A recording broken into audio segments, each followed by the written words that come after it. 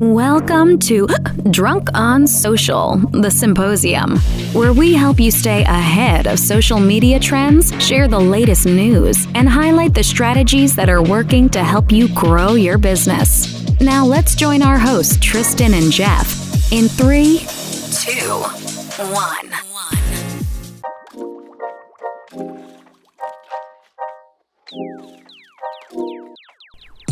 Are you struggling to set yourself apart in the real estate sea of sameness? Do you struggle to decide where to market, how to market, or what to put into your marketing to help you stand out? It's probably because your brand isn't dialed in. A great brand involves a lot more than a photo, a logo, and a tagline, friends. That's because people don't do business with a logo, they do business with a person.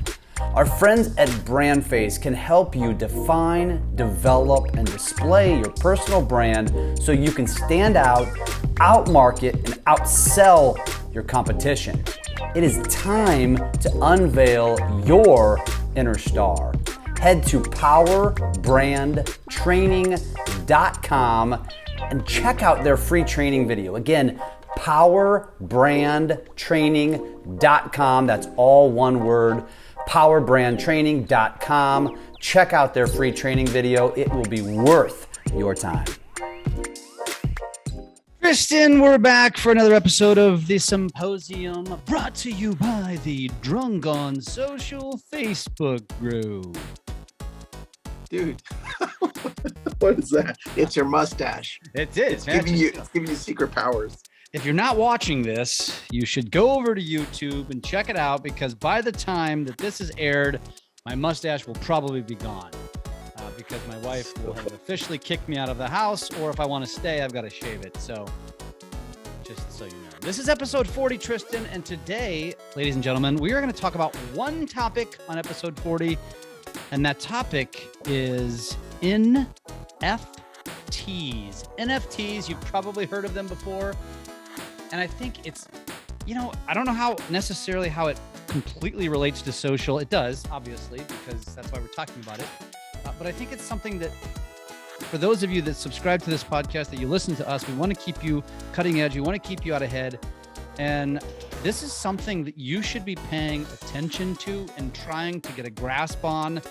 And you're in luck, because Tristan is an expert and owns thousands of NFTs, so he's going to tell us all about it. Well, I did just read an article today, so I think I'm prepared. It's my first article on NFTs. It's really good. You are the first one ever to talk about non-fungible, or figuring all that out. We did talk about that on a previous episode. And so I think today let's go deeper on what an NFT is. So since you're the expert, why don't you tell us what it stands for? Yeah, it's a non-fungible token, right? So, and that's N as in Nancy, F as in Frank, and T as in turtle, like a Teenage Mutant Ninja Turtle. And if you bought a Teenage Mutant Ninja Turtle NFT, I hope that it's gone up in value. So in essence, Jeff, let me explain it to you so that you understand, and then I'll explain to you how it works on the value side of it. So an NFT is simply remember, dude, you and I grew up in Nintendo world, right? I was playing Mario, you were playing Mario. Tech Mobile. And yeah, all that great stuff. And then imagine now, fast forward to where we live now, where you and I would go into a Minecraft game, and let's say we wanted to purchase a shirt or something that Minecraft is selling inside of its virtual world, like a pickaxe or a hat or something. And then we pay virtual money for it. Well, and then all of a sudden, but that virtual money is tied to real money, like our credit card, right? So like we buy it for our kids, and now they can play with it in the game, right? So far, so good. First thing I want to correct, I think what did you say, NFT? Did you say token? Non-fungible token. Non-fungible token. I didn't, maybe I misheard you, but yeah, that just wanted to correct that if you said it wrong. Okay, go on. I might have said non-fungible TikToks, but I'm not sure. Might be true. We can just rewind and check. So now what's happened is that wait, are you buying these with cryptocurrency? Yes, which I'll get to right after. Sorry. Okay. But what you can do now is, let's say you decided to, you see your amazing cheese hat that you have on your head. Let's say somebody decided to create this cool cheese virtual picture that they drew, like a graphic, and then they put it up on the website, like called OpenSea. That's one of the websites that sells. It's the largest NFT website. You can go and purchase stuff. So now you put this cheese picture and you put all these varieties of the same cheese picture on there, or different, slightly different. And then people are, I love this cheese picture. I'm going to buy it and own it virtually, like a Picasso. And now you have all these people buying this one cheese picture. Now you can put a limit as to how many cheese pictures you want to sell of the same one, Jeff, or you can just have one. Like, there is only going to be one of this cheese and that's it. Now, I've seen both. Now, the thing is, people are buying it in hopes that it'll go up in value, because the more people like certain things, right? Like, just like our regular world that we live in, where people like shit and it goes up in value. Well, it's the same thing. Now, the only difference is that you can only buy this stuff with Ethereum, and it's tied to a blockchain. Now, it doesn't mean you can't use any other crypto on it, but right now, the majority of the ones we've seen out there are tied to Ethereum. And that means you have to own Ethereum to be able to buy any of these, right? So that's where you would go into Coinbase and be like, hey, I want to pick up $1,000 worth of Ethereum. And just for one Ethereum, I think this morning it was like 3,800. Let me check right now. I just went to go look, actually. It's at 39.31 at this exact moment. Perfect. So it went up a little bit. It was down this morning when I was checking. But so then you would just buy however much Ethereum and then use it to purchase whatever NFTs. Now, we've purchased a few of them. You can go to like OpenSea. OpenSea is the most popular one. But we've also taken a look at some other ones, like Gary Vee's got his own VeeFriends, right? That one's tied directly to an actual tangible product versus just a virtual, which I thought was very smart of him to do. Tangible in the sense that, like, his physical art that he's drawing? Well, not that. The little cute little weird pictures that he draws, like the kindness panda. I think it's the kindness panda. Let's just say you bought the kindness panda, the virtual picture of that. And let's say he only sold 20 of them, right? Those are tied to saying, hey, well, now that you bought this virtual panda, that includes 5 one-on-ones with me in the next 5 years.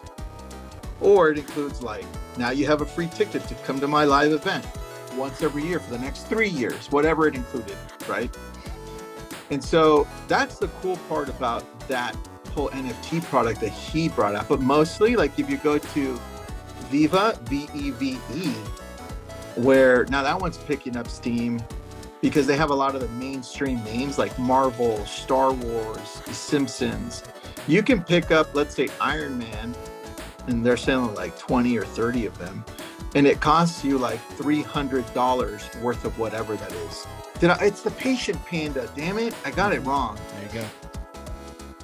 So patient panda, whatever it was at the time, but when he released them all, they were tied to some tangible product that you could participate in, feel, right? Something like that, where nobody else had done that before him. Well, let me ask you a question. So just a very basic question, which is, okay, this is virtual art. It's digital, right? So why is it not copyable?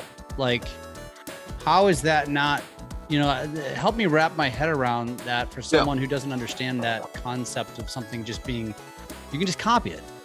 Yeah, you definitely could in a normal world, but the thing is, it's tied to blockchain. And when it's tied to something like blockchain, they can see what it originated from and how many times it's traded hands if it was sold. So they know who originated it and which one the original one is. That's the key part to this, right? So it's like, if you sold me one hat, right? That's the only hat in existence because that's the tangible product. There's no way of doing that virtually unless you bring in blockchain. So blockchain is what creates the differentiation, what creates the exclusivity, essentially.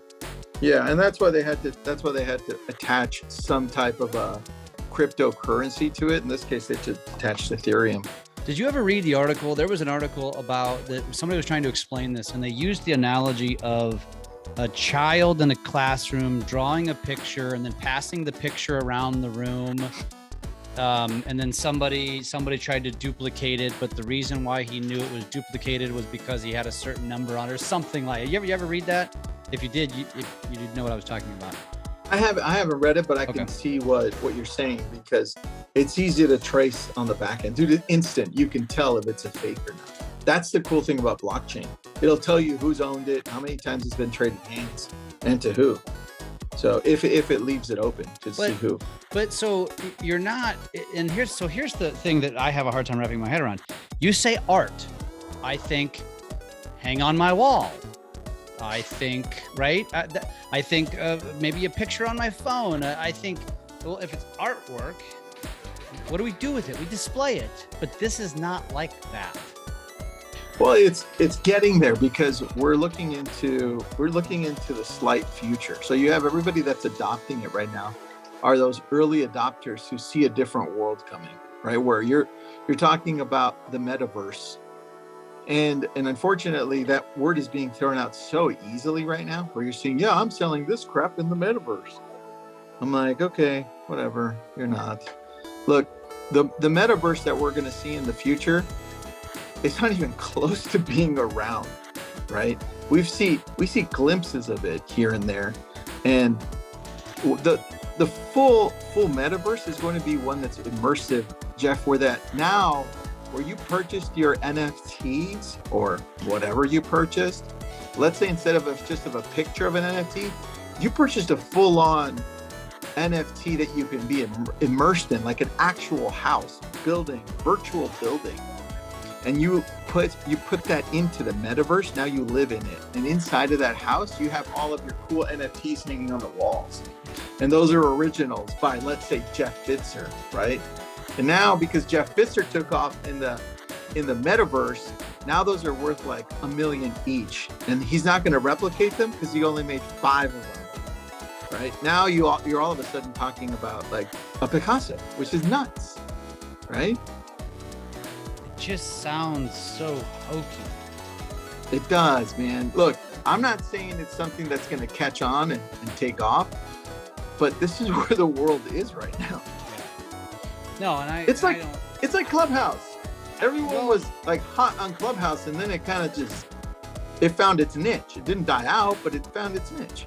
And I would equate it to TikTok as another example of something that everybody looked at and said, that's stupid, that's childish, blah, blah, blah. Now here they are and everyone's adopting.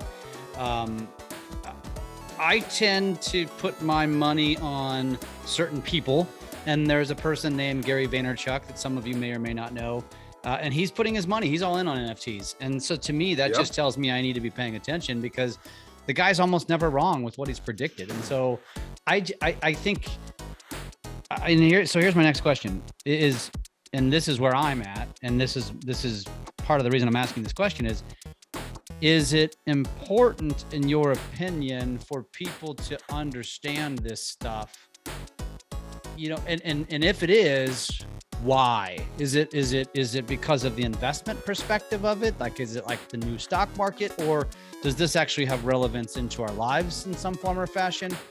No, I think it's important for us to pay attention where the world is heading online, because as the world shifts around us, it's heading more into a virtual world. And you and I have talked about this in previous episodes where we talk about Ready Player One, right? And if you want to fully understand where our world is heading to, 15, 20, 30 years from now, take a look at Ready Player One, watch the movie, and then you'll understand what NFTs, even though they don't bring up NFTs, you'll understand the concept of an NFT, and you'll understand the world that's talking about. Man, you know what? I think this is scratching the surface as to how virtual property is going to be sold in the future, because it's NFT is just right now they're just like graphics and logos. You can't live in them virtually. You can only place them somewhere in a virtual world that's not even connected. But as soon as that world comes to play where you have it all interconnected, like one internet, and now all of a sudden you're talking about, Jeff, you want this great section, you want this cool, instead of a domain name, you want this thing over here, you can live in it virtually, and you can hang your NFTs in there, right? See, it's a stepping stone in the direction where we're heading.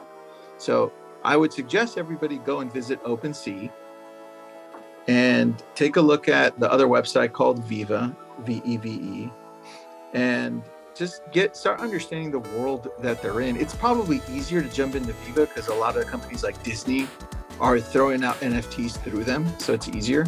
OpenSea is the biggest, so you can take a look at OpenSea if you want to try to understand what this is. But dude, it's a pretty easy concept in this. You're buying a picture that lives in the virtual world with cryptocurrency, and you hold it in your computer in the cloud that's attached to blockchain. Which is probably, a digression to say, if you don't understand cryptocurrency, you probably should do a little reading on that. I think the moral of the story, and correct me if I'm wrong here, is if you're not familiar with this stuff and you're interested in kind of staying out ahead and at least being along on the front train, the train that's leading the charge, then you should start doing some reading on this stuff. I would argue that you already are if you're listening to this podcast. If you find interest in this podcast, then clearly you're already interested in that. And so I was actually over here, Tristan. I've got a new whiteboard that I put up. Ooh, is it like my ladder that leads to nowhere?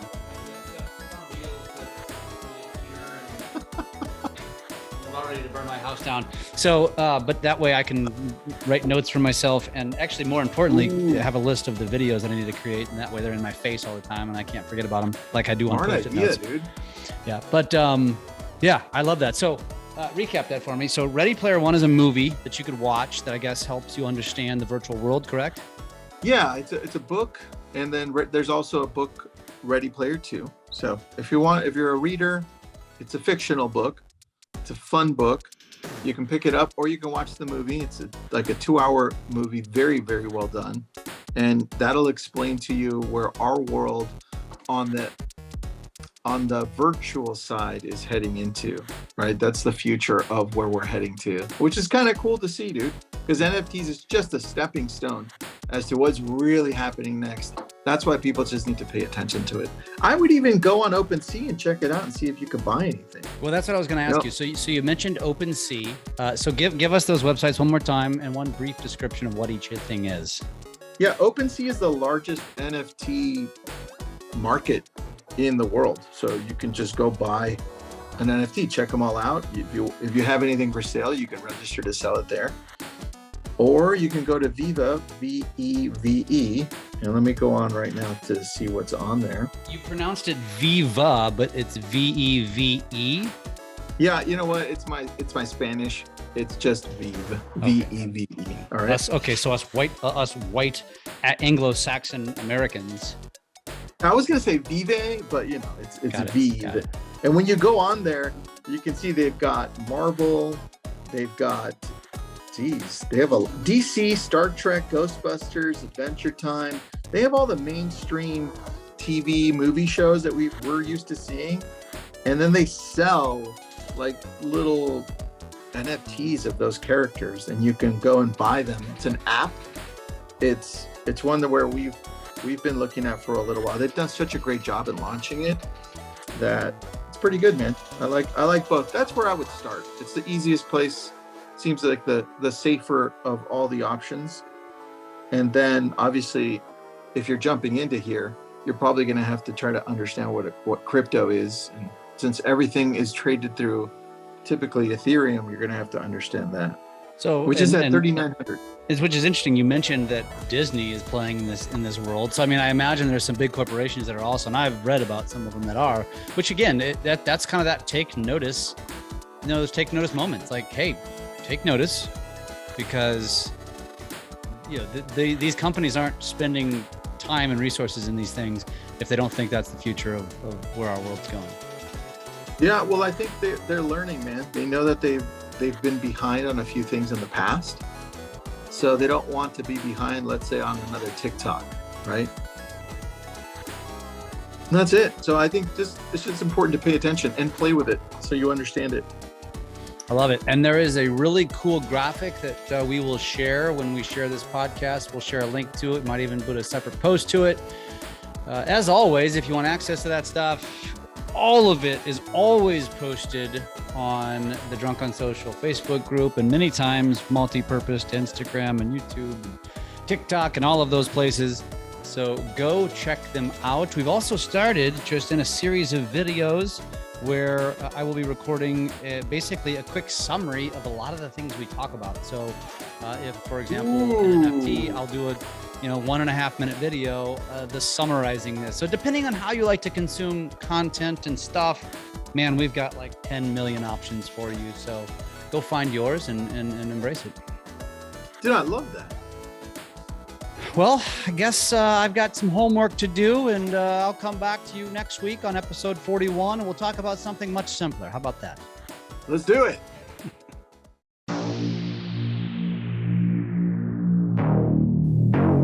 Thanks for listening to Drunk on Social, the Symposium. We are here to help you take your business to new levels through social media.